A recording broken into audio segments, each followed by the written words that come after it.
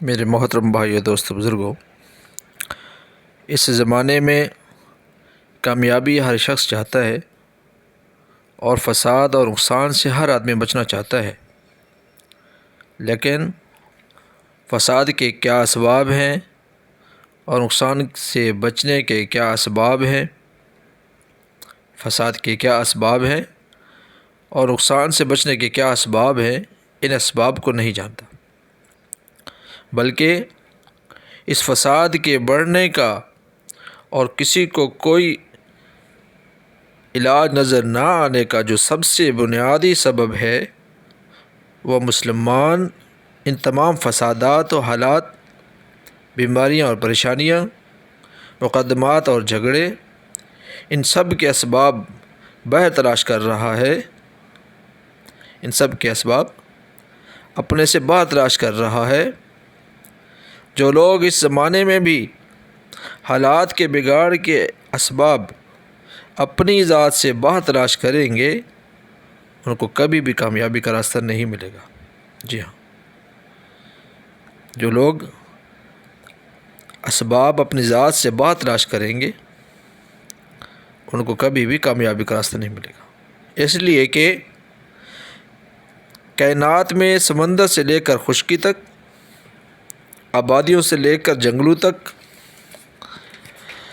شہروں سے لے کر دیہاتوں تک جتنا بھی فساد ہے، اس کا براہ راست تعلق انسان کی ذات سے، باہر کے نظام سے کوئی تعلق نہیں ہے، بلکہ انسان کی ذات سے ہے۔ اس سارے فسادات کا تعلق مسلمان کے اپنے بدن سے نکلنے والے اعمال سے ہے۔ میں ضروری بات عرض کر رہا ہوں، اس سارے فسادات کا تعلق مسلمان کے اپنے بدن سے نکلنے والے اعمال سے ہے۔ عمل تو پھر بھی دور کی چیز ہے، بلکہ اللہ رب العزت نے مسلمان کو اصل کائنات بنایا ہے، اصل کائنات مسلمان کو بنایا ہے۔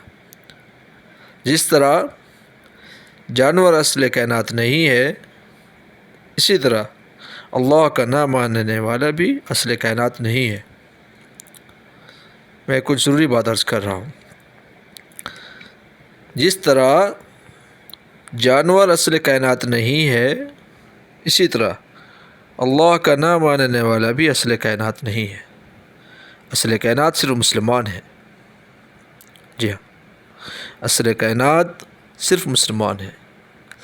اس کی وجہ یہ ہے کہ اصل کائنات محمد صلی اللہ علیہ وسلم کے دین کو اس نے اختیار کیا ہے، اس لیے نظام کائنات جو چلے گا وہ اس کے درست اور صحیح اعتبار سے چلنے سے چلے گا۔ جو شخص یہ سمجھتا ہے کہ ہمارے مسائل ہی اس لیے ہیں کہ ہم مسلمان ہیں، جو شخص یہ سمجھتا ہے کہ اس کے ساتھ جو پریشانیاں ہیں وہ ان کی طرف سے ہے، وہ ان کی طرف سے ہیں، ان کی طرف سے ہیں، وہ یوں سمجھتا ہے کہ یہ کاروبار میں، میرے کارخانے میں، میری تجارت میں یہ نقصان بھینس کی وجہ سے ہے، تو مجھے بھینس بدل دوں گا، میرا نقصان ختم ہو جائے گا۔ میں ایک ضروری بات عرض کر رہا ہوں، بڑی میری بات توجہ طلب ہے۔ وہ یہ سوچتا ہے، اس بات کو سمجھنا پڑے گا جو میں بات عرض کر رہا ہوں، کہ دنیا میں جو بھی فساد ہے یہ مسلمان کے اعمال کی وجہ سے ہے، تاکہ ان پر جو بھی حالات آئیں گے، ان کی تجارت میں، زراعت میں، کاروبار میں، ان کی ملازمت میں، ان کو تنخواہ نہ ملنے میں، ان کی آمدنیوں کے کم ہونے میں، کہ یوں نہ کہیں کہ یہ حالات ہمارے لیے اس لیے ہیں کہ ہم مسلمان ہیں، بلکہ یوں کہیں کہ ان تمام حالات کا تعلق ہماری بدعملی سے ہے۔ اس تمام حالات کا تعلق ہماری بدعملی سے ہے۔ اس لیے فرمایا کہ جتنا بھی فساد بحر و بر میں ہے وہ براہ راست مسلمان کے بدن سے نکلنے والے اعمال سے ہے۔ حضرت فرماتے تھے کہ مسلمان مخدوم ہے اور یہ کائنات، اور جو کائنات میں جو کچھ ہے وہ خادم ہے۔ مسلمان مخدوم ہے اور پوری کائنات خادم ہے جو اس کی خدمت کے لیے مقرر کی گئی ہے۔ یاد رکھنا چاہیے کہ جو حالات احکامات کے توڑنے سے آتے ہیں، جو حالات احکامات کے توڑنے سے آتے ہیں، وہ حالات اس وقت تک صحیح نہیں ہوں گے جب تک ان احکامات کو پورا نہ کیا جائے گا۔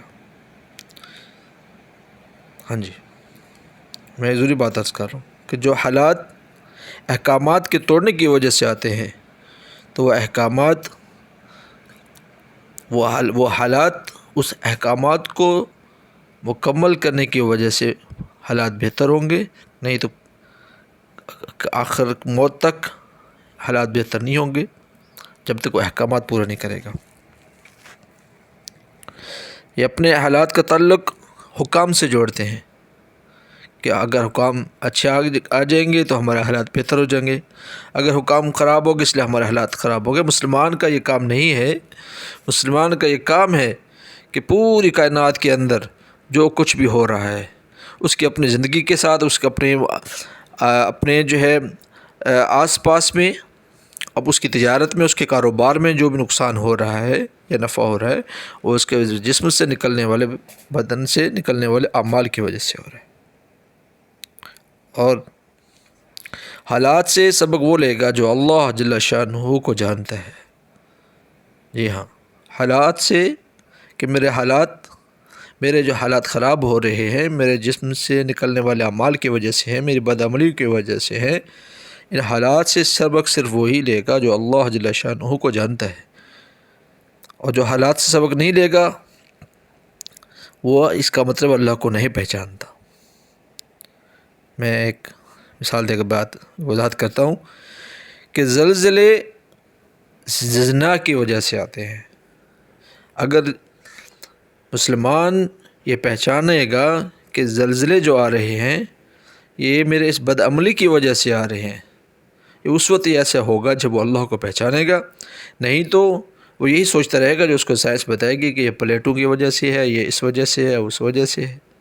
بلکہ اللہ اور اس کے رسول فرما رہے ہیں کہ جو زلزلے آتے ہیں وہ انسان کے زنا کرنے کی وجہ سے آتے ہیں، مسلمان کے زنا کرنے کی وجہ سے آتے ہیں۔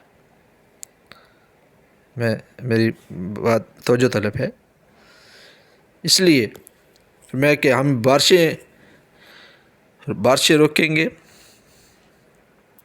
ان کے لیے نقصانات لائیں گے، ان کے معاملات میں رکاوٹیں پیدا کریں گے، ان کو اوپر حالات لائیں گے۔ کیوں کہ مسلمان جو کہ اس کائنات کا اصل ہے اس کو وہ اپنی طرف متوجہ کرنے کے لیے، کیونکہ اس کے اعمال کی وجہ سے پوری کائنات متاثر ہو رہی ہے، تو جب حالات آئیں گے مسلمان کے اوپر آئیں گے۔ بارشیں روکیں گے، اللہ تعالیٰ فرما رہے ہیں ہم بارشیں روکیں گے، ہم بارشوں کا نظام تبدیل کر دیں گے، پریشانیاں لیں گے، نقصان لیں گے مسلمان کے لیے، کہ مسلمان ایک اللہ کو پہچانے اور اس بات کو سمجھے کہ اس کے اوپر جو حالات ہیں اس کے بدعمالی کی وجہ سے ہیں، اور وہ اپنے فرمانبرداری والی زندگی کی طرف لوٹے۔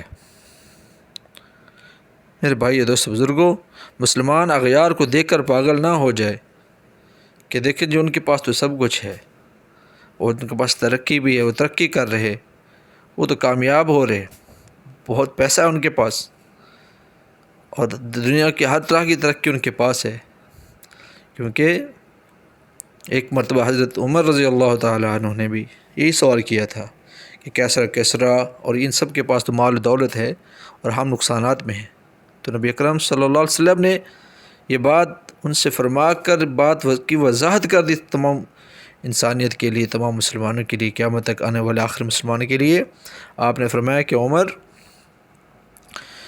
کہ جو اغیار ہیں، جو کفار ہیں، ان کے لیے اللہ نے صرف دنیا میں رکھ دیا ہے، اور مومن کے لیے یہ سب کچھ آخرت میں موجود ہے۔ جی ہاں، کبھی بھی مسلمان دنیا کی جو مال و متاع ہے اور جو اللہ کو نہ ماننے والے جو لوگ زندگی گزار رہے ہیں ان کے پاس مال و دولت یہ چیزیں دیکھ کر متاثر نہ ہوں۔ کیوں؟ مسلمان کے لیے دنیا نہیں ہے، مسلمان کے لیے آخرت ہے۔ تو میرے بھائی دوستو بزرگو عزیزو، جب یہ مسلمان اس بات تک پہنچ جائے گا کہ میری زندگی میں جو بھی نقصان ہو رہا ہے، جو بھی پریشانی آ رہی ہے، میرے گھر میں پریشانی ہے، میرے علاقے میں، اس پوری کائنات میں جو حالات و تغیر و تبدل ہو رہا ہے، وہ میرے عمل کی وجہ سے ہے۔ ہر مسلمان مرد ہو عورت اس بات کو سمجھ لے۔ جب اس بات کو وہ سمجھ لے گا کہ میرے اعمال بدعملی کی وجہ سے یہ اثرات پڑ رہے ہیں، اور میرے جو اپنی کاروبار میں، میرے مال میں اور میری تجارت میں جو نقصانات آ رہے ہیں، میرے گھر میں جو پریشانی ہے، میرے اعمال کی وجہ سے ہے، تو کبھی بھی اپنے مسائل کو اسباب سے حل نہیں کرے گا، بلکہ اپنے اعمال کو درست کرے گا، اور اپنا تعلق سیدھا اللہ سے جوڑے گا، اور پھر اللہ اس کی مدد بھی فرمائیں گے۔ ہاں جی، جو تقوی اختیار کرے گا، اللہ فرماتے ہیں ہم کیا کریں گے، اس کے لیے راستے ہموار کریں گے، اس کے کام میں اس کی مدد کریں گے، اور اس کو رزق ایسی جگہ سے دیں گے جہاں اس کا گمان بھی نہیں ہے۔ مشکلات سے نکلنے کا، پریشانی سے نکلنے کے لیے اس کے لیے راستے بنائیں گے۔ میرے بھائی، دوستو، بزرگ، عزیزو، ایک اللہ کو جان کر چلیں، اور نبی اکرم صلی اللہ علیہ وسلم کے طریقوں پر زندگی گزاریں، اور ایک اللہ کو پہچانیں۔ دنیا میں بھی کامیابی ہوگی، آخرت میں بھی کامیابی ہوگی۔ اللہ ہمیں نیک اعمال کرنے کی توفیق عطا فرمائے، اور جو کچھ میں نے سنا ہے، جو کچھ میں نے پڑھا ہے، خود عمل کرنے کی توفیق عطا فرمائے، اور جتنے بھی دوست احباب ہیں، جتنے بھی بہنیں ہیں، ان تک دین کی بات کو پہنچانا یہ میرے آپ کے ذمہ ہے۔ خیر کی بات پہنچانا میرے آپ کے ذمہ ہے۔ نبی اکرم صلی اللہ علیہ وسلم آخری نبی ہیں، آپ کے بعد کوئی نبی نہیں ہے۔ تو یہ دین کا جو کام ہے، دعوت کا جو کام ہے، یہ جو نیکی کی جو بات ہے، دوسروں تک پہنچانا ہر مرد اور عورت کے ذمہ ہے۔ جس نے بھی کلمہ پڑھا ہے لا الہ الا اللہ محمد الرسول اللہ، یہ کام اس کے ذمہ ہے۔ اپنے فرصت کے اوقات میں اور اس میں فرصت نکالیں، روزانہ جو ہے اپنے 1 2 4 5 10 لوگوں کو دعوت دیں، اللہ کی طرف بلائیں، ایک اللہ کی پہچان کروائیں۔ اسی میں ہی کامیابی ہے، اور اس میں اللہ کی نصرت ہوگی انشاءاللہ۔ اور یہ کام صرف یہ ثواب سمجھ کے نہ کریں، کیونکہ ثواب اس میں یہ تو انبیاء علیہ السلام والا کام ہے۔ اس کام کو ذمہ داری سمجھ کر کریں کہ میرا کام، یہ ترجیحات، اس کام کو ترجیح دینی ہے کہ یہ میرا کام سب سے پہلے میں نے اس کام کو کرنا ہے۔ دنیاوی کام ہے، عبادات ہے، اور میرا کام کیا ہے؟ میرے کام ہے لوگوں کو اللہ کی طرف بلانا۔ ٹھیک ہے بھائی، دوستو، بزرگوں، اللہ ہمیں اس پر عمل کرنے کی توفیق عطا فرمائے، اور ہمیں اللہ سے دعا کریں کہ اللہ ہمیں دین کی محنت کے لیے قبول فرمائے، اللہ سے اپنے آپ کو قبول کرائے۔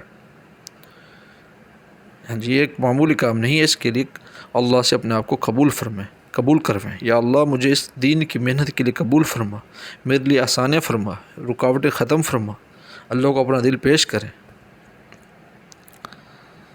اللہ ہمیں نیک اعمال کرنے کی توفیق عطا فرمائے۔ السلام علیکم ورحمۃ اللہ وبرکاتہ۔